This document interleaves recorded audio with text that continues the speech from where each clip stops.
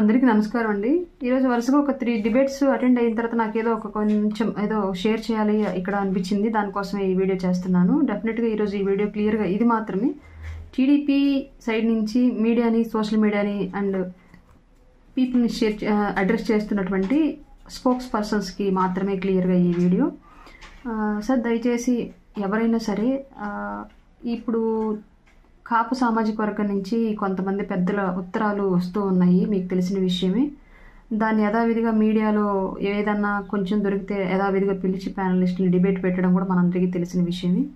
సహజంగా మీకు ఈ లెటర్లకు సంబంధించిన ప్రశ్న మిమ్మల్ని ఎదురైనప్పుడు దయచేసి మీరు మాత్రం ఈ విషయం గురించి అగ్రెసివ్గా కానివ్వండి, నెగిటివ్ మోడ్లో కానివ్వండి, ఏ విధంగా కూడా స్పందించకుండా అది జస్ట్ జనసేన ప్యానల్కి లేదంటే జనసేన పార్టీ నాయకత్వానికి పాస్ చేసేలాగా మాట్లాడి వ్యవహరించాలని చెప్పేసి మనస్ఫూర్తిగా రిక్వెస్ట్ చేసుకుంటున్నాను.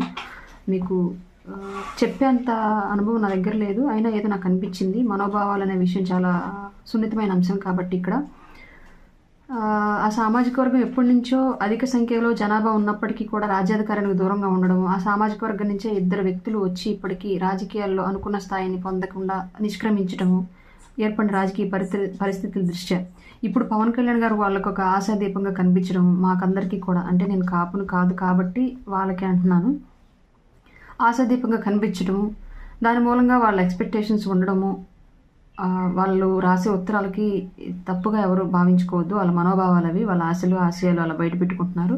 అవి వాళ్ళు జెన్యున్గా రాస్తున్నారా లేదంటే బ్యాక్ ఎండ్లో ఉండి ఓటు బ్యాంకుని, కాపు ఓటు బ్యాంకుని స్ప్లిట్ చేయించడానికి అధికార పార్టీ చేయిస్తుందా అనేది కూడా అది అధ్యక్షుల వారు, అలాగే కాపు సామాజిక వర్గంలో జనసేన పార్టీ నుంచి ఉన్న వాళ్ళు పెద్దలు చూసుకుంటారు.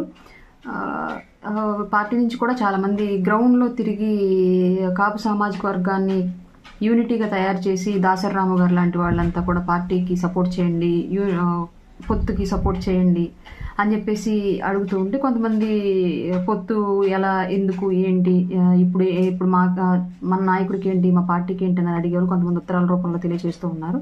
ఎవరికి వాళ్ళే పార్టీ కోసం అలాగే సామాజిక వర్గం కోసము, పవన్ కళ్యాణ్ గారి కోసం మంచి చేయాలనే ఉద్దేశంతో చెప్తున్నారేమో.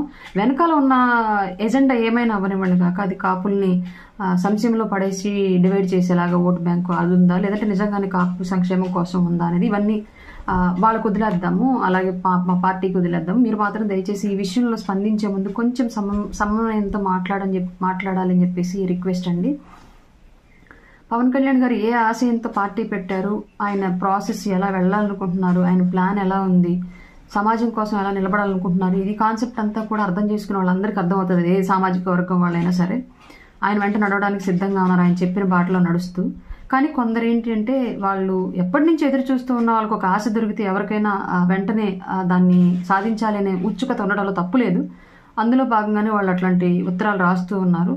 అది ఎవరు అన్యదా భావించకుండా దయచేసి పవన్ కళ్యాణ్ గారిని, పార్టీ సిద్ధాంతాలని, ఆ ఉత్తరాలు రాస్తున్న వాళ్ళ ఇంటెన్షన్ని అన్నింటినీ కూడా అర్థం చేసుకుని ముందుకెళ్తారని నేను భావిస్తున్నాను. ఈ విషయంలో మీడియా మిమ్మల్ని క్వశ్చన్ చేసినప్పుడు దాన్ని మనం స్కిప్ చేయలేం కాబట్టి జస్ట్ జనసేన ప్యానల్కి పాస్ చేస్తూ మాట్లాడవలసిందిగా రిక్వెస్ట్ నా వైపు నుంచి టీడీపీ ప్యానల్కి. ఇది చెప్పాల్సిందే అనిపించి చెప్పాను, దయచేసి ఎవరు అనేదా భావించొద్దు. Thank you.